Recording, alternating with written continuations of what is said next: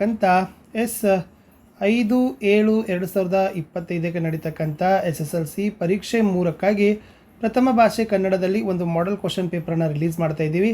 ಇದು ಆಲ್ರೆಡಿ ಪರೀಕ್ಷೆ 2ರಲ್ಲಿರ್ತಕ್ಕಂಥ ಪ್ರಶ್ನೆ ಪತ್ರಿಕೆ ಇದೆ. ಆಲ್ರೆಡಿ ಯಾರೆಲ್ಲ ಎಕ್ಸಾಮ್ 2 ಬರೆದಿದ್ರು ಸ್ಕೋರ್ ಮಾಡೋ ಸಲುವಾಗಿ ಅಥವಾ ಫೇಲ್ ಆದವರು ಈ ಎಕ್ಸಾಮನ್ನು ಬರೆದಿದ್ದೀರಿ. ಸೊ ಖಂಡಿತವಾಗಿ ಇದನ್ನು ನೋಡ್ಕೊಂಡೋಗಿ. ಸೊ ಸೇಮ್ ಪ್ಯಾಟರ್ನಲ್ಲಿ ಸ್ವಲ್ಪ ಪ್ರಶ್ನೆಗಳು ಏನು ಮಾಡ್ಬೋದು, ಇದೇ ಪಾಠದ ಬೇರೆ ಬರ್ಬೋದು, ಬಟ್ ನಿಮಗೆ ಪ್ಯಾಟರ್ನ್ ಅಂತಲೂ ಕೂಡ ತುಂಬಾ ಯೂಸ್ ಆಗ್ತದೆ. ವಿಡಿಯೋನ ಲೈಕ್, ಶೇರ್ ಮತ್ತು ಸಬ್ಸ್ಕ್ರೈಬ್ ಮಾಡೋದನ್ನು ಮಾತ್ರ ಮರೆಯದಿರಿ ಅಂತ ಹೇಳ್ತಾ, ಸೊ ನಾಳೆಯ ಪರೀಕ್ಷೆಗಾಗಿರ್ತಕ್ಕಂಥ ಪ್ರಶ್ನೆ ಪತ್ರಿಕೆ ಮತ್ತು ಕೀ ಉತ್ತರನ ಮಾಡೆಲ್ ಆಗಿ ನೋಡೋಣ. ಸೊ ಫಸ್ಟ್, ವರ್ಗೀಯ ವ್ಯಂಜನಗಳಲ್ಲಿರುವ ಪ್ರಥಮ ಮತ್ತು ತೃತೀಯಾಕ್ಷರಗಳು ಅಂತ ಏನಂತ ಕರೀತಾರೆ ಅಂತ ಕೇಳಿದ್ರು, ಅಲ್ಪ ಪ್ರಾಣಾಕ್ಷರಗಳಂತ ಕರೀತಾರೆ. ಮಹಾಪ್ರಾಣಾಕ್ಷರಗಳು 2 ಮತ್ತು 4ನೇ ವರ್ಗದಲ್ಲಿರ್ತದೆ. ಅನುನಾಸಿಕ ಅಕ್ಷರಗಳು 5ನೇ ವರ್ಗದಲ್ಲಿರ್ತಾವೆ. ಅವರ್ಗೀಯ ವ್ಯಂಜನಾಕ್ಷರಗಳು 9 ಇದಾವೆ, ಅದು ಕೂಡ ನಿಮಗೆ ಗೊತ್ತಿರಲಿ. ಓಕೆನಾ? ಎಸ್. ಮುಂದಿನ ಪ್ರಶ್ನೆ 2, ದೇವೇಂದ್ರ ಪದ ಈ ಸಂಧಿಗೆ ಉದಾಹರಣೆಯಾಗಿದೆ ಅಂತ ಕೇಳಿದ್ರು. ಗುಣಸಂಧಿ. ವಿಶೇಷವಾಗಿ ನಿಮಗೆ ಸಂಸ್ಕೃತ ಸಂಧಿಗಳ ಮೇಲೆ ಪ್ರಶ್ನೆಗಳು ಬರ್ತವೆ. ಮೂಗಾವುದ ಪದವು ಯಾವ ಸಮಾಸಕ್ಕೆ ಉದಾಹರಣೆ ಅಂತ ಕೇಳಿದ್ರು. ದ್ವಿಗು ಸಮಾಸ. ಓದಲಿ ಅಂತಕ್ಕಂಥದ್ದು ಯಾವ ಕ್ರಿಯಾರೂಪ ಕೇಳಿದ್ರು. ವಿದ್ಯಾರ್ಥಕ ರೂಪ. ಸಂಬಂಧಾರ್ಥ ಕಾವ್ಯಕ್ಕೆ ಸೇರಿದ್ದು ಅಂತ ಕೇಳಿದ್ರು. ಸೊ ಆದ್ದರಿಂದ ಅನ್ನೋದು ಏನಾಗ್ತದಪ್ಪ ಅಂದ್ರೆ ಸಂಬಂಧಾರ್ಥ ಕಾವ್ಯ ಆಗ್ತದೆ. ಸಂಧಿ, ಸಮಾಸ, ಕ್ರಿಯಾರೂಪ, ಆಮೇಲೆ ಅವ್ಯಯ, ಇದ್ರ ಮೇಲೆ ಪ್ರಶ್ನೆಗಳು ನಿಮಗೆ ಖಂಡಿತವಾಗಿ ಬರ್ತವೆ. ತೃತೀಯ ವಿಭಕ್ತಿಯ ಕಾರಕಾರ್ಥ ಕೇಳಿದರೆ ಕರಣಾರ್ಥ ಅನ್ನೋದು ಸರಿಯಾದ ಉತ್ತರ.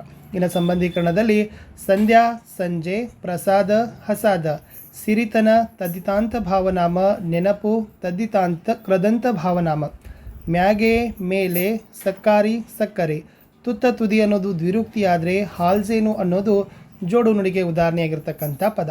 ಇನ್ನು ಒಂದೇ ವಾಕ್ಯದಲ್ಲಿ ಉತ್ತರವನ್ನು ಬೇಯಿಸಲಿಕ್ಕೆ ಕೇಳಿದರು.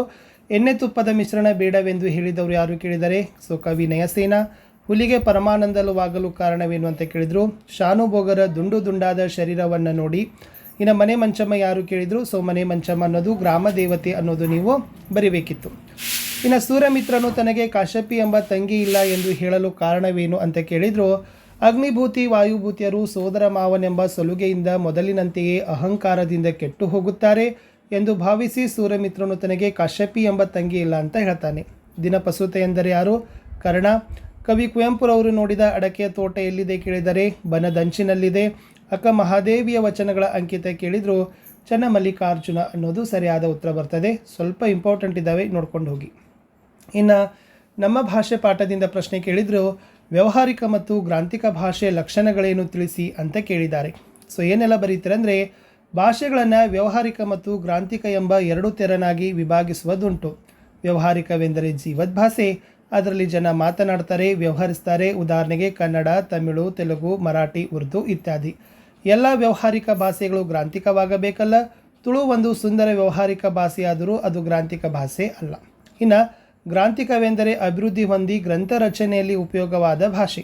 ಉದಾಹರಣೆ ಸಂಸ್ಕೃತ, ಕನ್ನಡ, ಇಂಗ್ಲಿಷ್, ಪಾಳಿ ಇತ್ಯಾದಿ. ಎಲ್ಲ ಗ್ರಾಂಥಿಕ ಭಾಷೆಗಳು ಇಂದು ವ್ಯಾವಹಾರಿಕವಾಗಿ ಉಳಿದಿಲ್ಲ.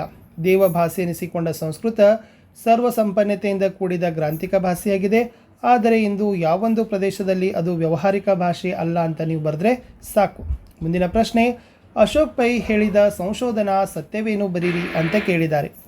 ಮನೋವೈದ್ಯರಾದ ಅಶೋಕ್ ಪೈ ಅವರು ನಡೆಸಿದ ಸಂಶೋಧನೆಯಲ್ಲಿ ಒಂದಷ್ಟು ಮಂದಿ ಒಂದು ಕೊಠಡಿಯಲ್ಲಿ ಕುಳಿತು ದೂರದರ್ಶನವನ್ನು ನೋಡ್ತಾ ಇರ್ತಾರೆ.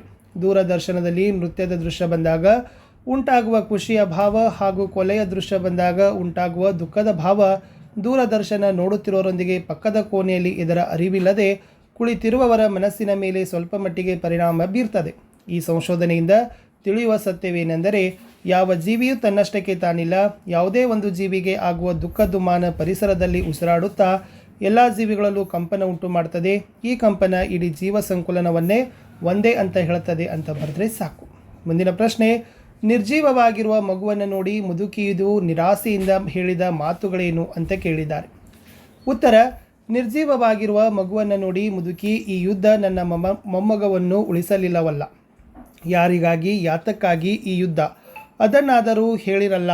ಎಸ್, ಇಷ್ಟು ವರ್ಷಗಳಿಂದಲೂ ಹಂಬಲಿಸಿ ಹುಟ್ಟಿದ ಮಗು ಕೊನೆಗೂ ದಕ್ಕಲಿಲ್ಲವಲ್ಲ. ಇವು ಯುದ್ಧವಲ್ಲದೆ ಹೋಗಿದ್ದರೆ ನನ್ನ ಮಗುವನ್ನು ಹೇಗಾದರೂ ಬದುಕಿಸಿ ಕೊಳ್ಳುತ್ತಿದ್ದೇವಲ್ಲ ದೇವರೇ, ಈ ಮನುಷ್ಯರಿಗೆ ಎಂಥ ಬುದ್ಧಿ ಕೊಡುತ್ತೀಯಾ ಎಂದು ರೋಧಿಸುತ್ತಾ ಹೇಳಿದಳು ಅಂತ ಬರೆದ್ರೆ ಸಾಕು. ಮುಂದಿನ ಪ್ರಶ್ನೆ, ಸೂರ್ಯಮಿತ್ರನು ಮಾವನೆಂದು ತಿಳಿದಾಗ ವಾಯುಭೂತಿಯ ಪ್ರತಿಕ್ರಿಯೆ ಹೇಗಿತ್ತು? ಉತ್ತರ, ಸೂರ್ಯಮಿತ್ರ ತಾನು ಮಾವನೆಂದು ತಿಳಿದಾಗ ವಾಯುಭೂತಿ ತನ್ನ ಮಾವನಾದ ಸೂರ್ಯಮಿತ್ರ ತಮಗೆ ಮಾಡಿದುದೆಲ್ಲವೂ ಅಪಕಾರವೆಂದು ಭಾವಿಸಿದ. ಭಿಕ್ಷೆ ಬೇಡಿ ತಂದ ಅನ್ನಕ್ಕೆ ಸ್ವಲ್ಪ ಎಣ್ಣೆ ಉಪ್ಪು ನೀಡಲಿಲ್ಲ. ಕೆರೆಗೆ ಹೋಗಿ ಸ್ನಾನ ಮಾಡುವಾಗ ತಲೆಗೆ ಹಚ್ಚಲು ತೈಲವನ್ನೂ ನೀಡಲಿಲ್ಲ. ತಾನು ಪ್ರತಿನಿತ್ಯ ಬಂಧುಗಳೊಂದಿಗೆ ಆಳುಗಳೊಂದಿಗೆ ರುಚಿಕರವಾದ ಭೋಜನವನ್ನು ಮಾಡುತ್ತಿದ್ದ. ಹಬ್ಬದ ದಿವಸವಾದರೂ ನಮಗೆ ಒಳ್ಳೆಯ ಊಟವನ್ನು ಬಡಿಸಿರೆಂದು ಹೇಳಲಿಲ್ಲ. ಆತ ಪಂಚಮಹಾಪಾತಕನು. 7-8 ವರ್ಷಗಳ ಕಾಲ ನಮ್ಮನ್ನು ಶತ್ರುಗಳಂತೆ ದಂಡಿಸಿದನೆಂದು ತನ್ನ ಮನದಲ್ಲಿ ಕೋಪಿಸಿಕೊಂಡ ಅಂತ ಬರೆದ್ರೆ ಸಾಕು. ಇನ್ನು ಕೃಷ್ಣನ ಆಮಿಷಗಳನ್ನು ಒಡ್ಡಿದಾಗ ಕರ್ಣನ ಮನದಲ್ಲಿ ಮೂಡಿದ ಭಾವನೆಗಳೇನು ಅಂತ ಕೇಳಿದ್ದಾರೆ. ಕೃಷ್ಣ ಹೇಳಿದ ಜನ್ಮರಹಸ್ಯವನ್ನು ಕೇಳಿದ ಕರ್ಣನ ಕುತ್ತಿಗೆಯ ನರಗಳು ಹಿಗ್ಗಿದವು. ಒಂದೇ ಸಮನೆ ಕಣ್ಣೀರು ಸುರಿಯಲಾರಂಭಿಸಿತು. ಕೃಷ್ಣನ ಹೊಗೆ ತೋರದೆ ಸುಡದೆ ಬಿಡುವುದಿಲ್ಲ. ತನ್ನ ಜನ್ಮ ರಹಸ್ಯವನ್ನು ತಿಳಿಸಿ ಕೊಂದನು. ಇನ್ನು ಚಿಂತಿಸಿ ಫಲವಿಲ್ಲ ಎಂಬ ಭಾವನೆಗಳು ಮೂಡಿದವು ಅಂತ ಬರೆದ್ರೆ ಸಾಕು. ಇನ್ನು ಮುಂದಿನ ಪ್ರಶ್ನೆ ಇತ್ತು, ಕವಿಯಾತ್ಮವು ಹಸುರುಗಟ್ಟಲು ಕಾರಣವಾದ ಹಿನ್ನೆಲೆಯ ಅಂಶಗಳಾವುವು ಅಂತ ಕೇಳಿದ್ದಾರೆ. ರಸಋಷಿ ಕುವೆಂಪುರವರು ಹಸುರು ಪದ್ಯದಲ್ಲಿ ಅಶ್ವಯುಜ ಮಾಸದ ನವರಾತ್ರಿಯಲ್ಲಿ ಮಲೆನಾಡ ಪ್ರಕೃತಿಯಲ್ಲಿ ಹೆಪ್ಪುಗಟ್ಟಿದ ಹಸುರನ್ನು ಕಂಡು ತನ್ಮಯರಾಗಿದ್ದಾರೆ. ಸಸ್ಯ ಸಮೃದ್ಧಿಯ ಹಸುರು, ಆಗಸ, ಮುಗಿಲು, ಗದ್ದೆ, ಬಯಲು, ಸಂಜೆಯ ಬಿಸಿಲು, ಹೂಗಂಪು, ಹಕ್ಕಿಯ ದನಿ ಹೀಗೆ ಕಡಲಿನವರೆಗೂ ಎಲ್ಲೆಲ್ಲಿಯೂ ವ್ಯಾಪಿಸಿದೆ. ಈ ಹಿನ್ನೆಲೆಯಲ್ಲಿ ಕವಿಯಾತ್ಮ ಹಾಗೂ ಪ್ರಕೃತಿಯಲ್ಲಿ ಹೆಪ್ಪುಗಟ್ಟಿರುವ ಹಸುರಾತ್ಮದ ಅದ್ವೈತ ಭಾವವನ್ನು ಕಾಣಬಹುದಾಗಿದೆ ಅಂತ ಬರೆದ್ರೆ ಸಾಕು. ಇನ್ನು ಮುಂದೆ ಕವಯಿತ್ರಿ ಡಾಕ್ಟರ್ ವಿಜಯಶ್ರೀ ಸಬ್ರತ್ ತಮ್ಮ ಕವನದಲ್ಲಿ ಇಳೆ ಸಂಭ್ರಮಿಸುವ ರೀತಿಯನ್ನು ಹೇಗೆ ವರ್ಣಿಸಿದ್ದಾಳೆ ಅಂತ ಕೇಳಿದ್ದಾರೆ. ಸೊ ಉತ್ತರ ಏನಪ್ಪ ಅಂದರೆ, ಕವಯಿತ್ರಿ ಡಾಕ್ಟರ್ ವಿಜಯಶ್ರೀ ಸಬ್ರತ್ ಅವರು ವಸಂತ ಮುಖ ತೋರಲಿಲ್ಲ ಎಂಬ ಕವನದಲ್ಲಿ ವಸಂತನಾಗಮನವಾದಂತೆ ಮಾವಿನ ಮರಗಳು ಮೈತುಂಬಿ ನಿಂತಿವೆ. ಚಿಗುರು ಮೂಡಿದ ಕಾಲಕ್ಕೆ ಹಕ್ಕಿಗಳು ರೆಕ್ಕೆ ಬಿಚ್ಚಿ ಸಂಭ್ರಮದಿಂದ ಹಾರುತ್ತಿವೆ. ಕೋಗಿಲೆಗಳು ಸುಶ್ರಾವ್ಯದಿಂದ ಹಾಡುತ್ತಿವೆ. ಕಡಲು ಉಕ್ಕಿ ಹರಿಯುವ ಸೌಂದರ್ಯದೊಂದಿಗೆ ಇಳೆ ಸಂಭ್ರಮಿಸುತ್ತಿದೆ ಎಂದು ವರ್ಣಿಸಿದ್ದಾರೆ ಅಂತ ಬರೆದ್ರೆ ಸೊ ನಿಮ್ಮ ಉತ್ತರ ಏನಾಗ್ತದಪ್ಪ ಅಂದರೆ ಕಂಪ್ಲೀಟಾಗಿ ಕರೆಕ್ಟ್ ಆಗ್ತದೆ. ಮುಂದಿನ ಪ್ರಶ್ನೆ 25. ಭಗತ್ ಸಿಂಗ್ ತಾಯಿಯ ಕಣ್ಣಿನಿಂದ ಧಾರಾಕಾರವಾಗಿ ನೀರು ಸುರಿಯಲು ಕಾರಣವೇನು ಅಂತ ಕೇಳಿದ್ದಾರೆ. ಎಲ್ಲ ಮಕ್ಕಳು ಸಂಜೆ ಶಾಲೆಯಿಂದ ಬಂದಿದ್ದರು. ಆದರೆ 12 ವರ್ಷದ ಬಾಲಕ ಭಗತ್ ಸಿಂಗ್ ಮಾತ್ರ ಮನೆಗೆ ಬಂದಿರಲಿಲ್ಲ. ಅವನ ತಂದೆ ತಾಯಿಯವರಿಗೆ ಕುಟುಂಬದ ಇತರ ಸದಸ್ಯರಿಗೆ ಬಹಳ ಆತಂಕವಾಯಿತು.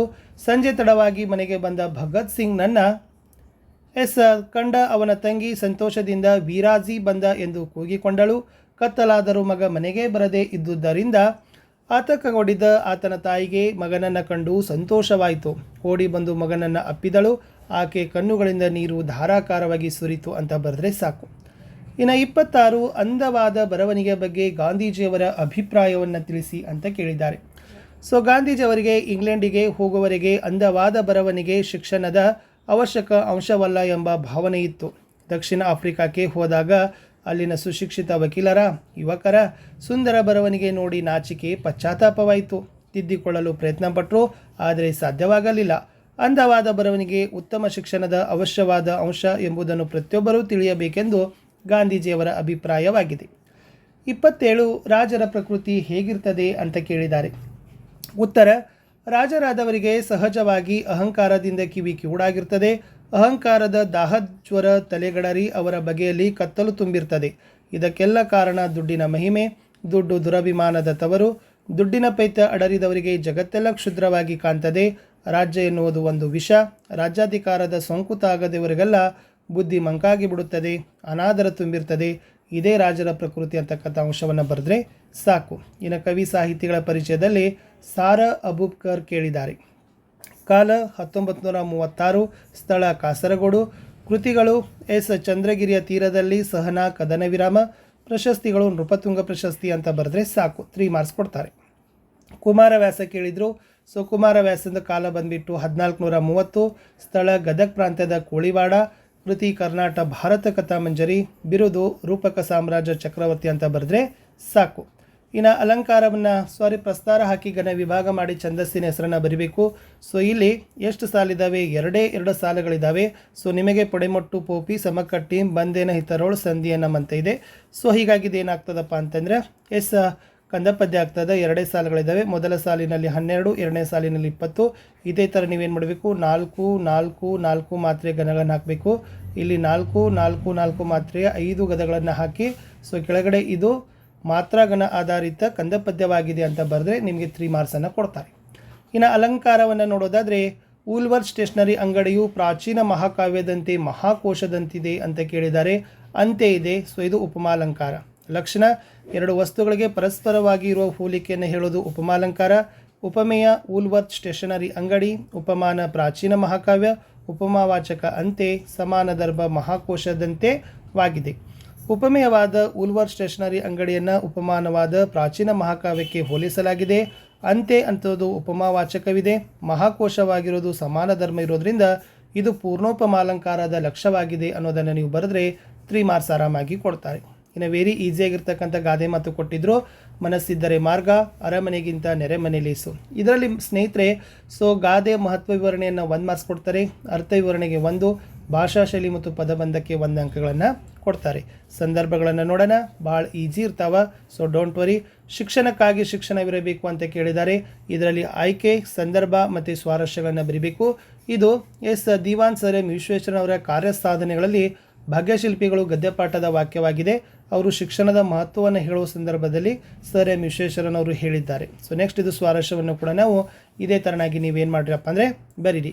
ಇನ್ನು ಇಂತೆ ಶಿಷ್ಯಯರ್ತಿ ಪಡೆದ ನಿನ್ನ ಗುರುಗಳೆಂತರು ಅಂತ ಇದೆ. ಇದು ಶಬರಿ ಪಾಠದ ವಾಕ್ಯವಾಗಿದೆ. ಓಕೆನಾ. ಮತಂಗ ಮುನಿಗಳನ್ನು ಭಕ್ತಿಯಿಂದ ಸ್ಮರಿಸೋ ಸಂದರ್ಭದಲ್ಲಿ ಈ ಮೇಲಿನ ಮಾತನ್ನು ಹೇಳ್ತಾನೆ, ಶಬರಿಗೆ ಹೇಳ್ತಾರೆ ಅನ್ನೋದನ್ನು ನೀವೇನು ಮಾಡಬೇಕು, ರಾಮನ ಲಕ್ಷ್ಮಣರದ್ದು ಇದೆ, ರಾಮಂದಿದೆ ಇದು. ಆಮೇಲೆ ಸ್ವಾರಸ್ಯವನ್ನು ಕೂಡ ನೀವೇನು ಮಾಡಬೇಕಾಗಿತ್ತಪ್ಪ ಅಂತಂದರೆ ಬರಿಬೇಕು. ಇನ್ನು ಮುಂದಿನ ವಾಕ್ಯ ಕೇಳಿದರು ಫ್ರೆಂಡ್ಸ್, ಪಟ್ಟಾಭಿಷೇಕವಾಗುವಾಗ ಮಾತ್ರ ಸಾಮ್ರಾಟರು ಇದರ ಮೇಲೆ ಕೂಡಬೇಕು. ಇದು ಲಂಡನ್ ನಗರ ಅಂತಕ್ಕಂಥ ಗದ್ಯಪಾಠವಾಗಿದೆ. ಇಲ್ಲಿ ಸ್ಟೋನ್ ಆಫ್ ಸ್ಕೋನ್ ಅಂತಕ್ಕಂಥ ಕಲ್ಲು ಪಾಟಿಯ ವಿಶೇಷತೆಯನ್ನು ಹೇಳುವಾಗ ಈ ಮಾತನ್ನು ಹೇಳಿದ್ದಾರೆ ಅನ್ನೋದನ್ನು ಬರೀಬೇಕು. ಸ್ವಾರಸ್ಯ ಕೂಡ ಇಂಪಾರ್ಟೆಂಟ್ ಆಗಿರ್ತಕ್ಕಂಥ ಅಂಶ. ಇನ್ನು ನೆಲಕಿರವೆನೆಂದು ಬೆಗೆದಿರೆ ಛಲಕಿರವೆ ಅಂತ ಇದೆ. ಛಲಮನೆ ಮೇರು ಅಂತಕ್ಕಂಥ ಪದ್ಯಪಾಠ ರನ್ನ ಬರೆದಿರ್ತಕ್ಕಂಥದ್ದು. ಆಮೇಲೆ ಸಂದರ್ಭದಲ್ಲಿ ಏನಪ್ಪ ಅಂತಂದರೆ, ಈ ತಂದೆ ತಾಯಿಯರ ಅಪೇಕ್ಷೆಯಂತೆ ದುರ್ಯೋಧನ ರಣರಂಗದಲ್ಲಿ ಶರಶೈಯಲ್ಲಿ ಮಲಗಿದ್ದ ತಾತರ ಸಲಹೆ, ಭೀಷ್ಮರ ಸಲಹೆ ಮತ್ತು ಆಶೀರ್ವಾದವನ್ನು ಪಡೆಯಲು ಬರ್ತಾನೆ. ಓಕೆನಾ. ಆವಾಗ ಸಂಧಿಗೆ ಒಪ್ಪಿಸ್ತಕ್ಕಂಥ ಸಂದರ್ಭದಲ್ಲಿ ದುರ್ಯೋಧನ ಸಂಧಿಗೆ ಒಪ್ಪದೇ ಈ ಮಾತನ್ನು ಹೇಳ್ತಾನೆ ಅನ್ನೋದನ್ನು ನೀವು ಬರಿಬೇಕಾಗಿತ್ತು. ಇನ್ನು ಸಿಕ್ಕದ್ದು ತಗೊಂಡು ಸರದ ನಿಂತರು ಊರಿಗೆ ಕೊಳ್ಳಿ ಕೊಟ್ಟ ಅಂತ ಇದೆ. ಇದು ಹಲಗಲಿ ಬೇಡರು ಅಂತಕ್ಕಂಥ ಡಾಕ್ಟರ್ BS ಗದ್ದಗಿಮಠ ಅವರು ಸಂಪಾದಿಸಿರ್ತಕ್ಕಂಥ ಪದ್ಯಪಾಠದ ವಾಕ್ಯ ಇದೆ. ಇಲ್ಲಿ ನಿಶಸ್ತ್ರೀಕರಣದ ಕಾಯ್ದೆ ವಿರೋಧಿಸಿ ಹಲಗಲಿ ಬೇಡರು ದಂಗೆಯನ್ನು ಹೇಳ್ತಾರೆ. ಅವಾಗ ಹೇಳಿದಾಗ ಇಡೀ ಗ್ರಾಮವನ್ನೇ ಅವ್ರು ಏನು ಮಾಡ್ತಾರಪ್ಪ ಅಂದರೆ ಸುಟ್ಟು ಹಾಕ್ತಾರೆ ಅಂತಕ್ಕಂಥ ಲಾವಣಿಕಾರಗಿ ಮಾತನ್ನು ಹೇಳ್ತಾನೆ. ಸ್ವಾರಸ್ಯನೂ ಕೂಡ ಇಂಪಾರ್ಟೆಂಟ್ ಇದೆ. ಇನ್ನು 38 ಎಂತೂ ನಾಲಿನಿ ಗರಪ್ಪರೆ ಮಾನಸಾರ ಅಂತ ಇದೆ. ಕೆಮ್ಮನೆ ಮೀಸೆ ಒತ್ತಾನೆ ಅಂತಕ್ಕಂಥ ಪದ್ಯಪಾಠದ ವಾಕ್ಯ ಇದೆ. ದ್ರೋಣ ಈ ಮಾತನ್ನು ಹೇಳ್ತಾನೆ ಅಂತಕ್ಕಂಥದ್ದನ್ನು ನೀವು ಬರಿಬೇಕಿತ್ತು. ಇಂಪಾರ್ಟೆಂಟ್ ಅದು. ಇನ್ನು ನೆಕ್ಸ್ಟ್ ನೋಡೋಣ ಸ್ನೇಹಿತರೆ, ಹಾಡುಗಳಿದ್ದಾವೆ. ಹಕ್ಕಿ ಹಾರುತ್ತಿದೆ ನೋಡಿದ್ದೀರಾ, ಅದಲ್ಲಿನ 2 ಸ್ಟಾನ್ಸ್ ಇದ್ದಾವೆ. ಚೆನ್ನಾಗಿ ಬೈಟ್ ಮಾಡಿ. ನೀಲ ಮೇಘಮಂಡಲ ಸಂಭವನ್ನ ಮುಗಿಲಿಗೆ ರೆಕ್ಕೆಗಳೆಳೆದವು ಅಣ್ಣ, ಚೆಕ್ಕೆಯ ಮಾಲೆಯ ಸೆಕ್ಕಿಸಿಕೊಂಡು ಸೂರ್ಯಚಂದ್ರರನ್ನು ಮಾಡಿದೆ ಕಣ್ಣ, ಹಕ್ಕಿ ಹಾರುತ್ತಿದೆ ನೋಡಿದ್ದೀರಾ. ಅಥವಾ ಯುಗ ಯುಗಗಳ ಹಣೆ ಬರಹವರೆಸಿ ಮನ್ವಂತರಗಳ ಭಾಗ್ಯವ ತೆರೆಸಿ ರೆಕ್ಕೆಯ ಬೀಸುತ್ತ ಚೇತನಗೊಳಿಸಿ ಹೊಸಗಾಲದ ಹಸು ಮಕ್ಕಳ ಹರಸಿ ಹಕ್ಕಿ ಹಾರುತ್ತಿದೆ ನೋಡಿದ್ದೀರಾ. ಇನ್ನು ಮೌಲ್ಯಾಧಾರಿತ ಸಾರಾಂಶ ಗೀತೆಯಲ್ಲಿ ಸಂಕಲ್ಪ ಗೀತೆ ಪದ್ಯದ ಕೊಟ್ಟಿದ್ರು. ಸುತ್ತಲೂ ಕವಿಯ ಕತ್ತಲೆಯೊಳಗೆ ಪ್ರೀತಿಯ ಹನತೆಯ ಹಚ್ಚೋಣ, ಬಿರುಗಾಳಿಗೆ ಹೊಯ್ದಾಡುವ ಹಡಗನ್ನು ಎಚ್ಚರದಲ್ಲೇ ಮುನ್ನಡೆಸೋಣ ಅಂತ ಇದೆ.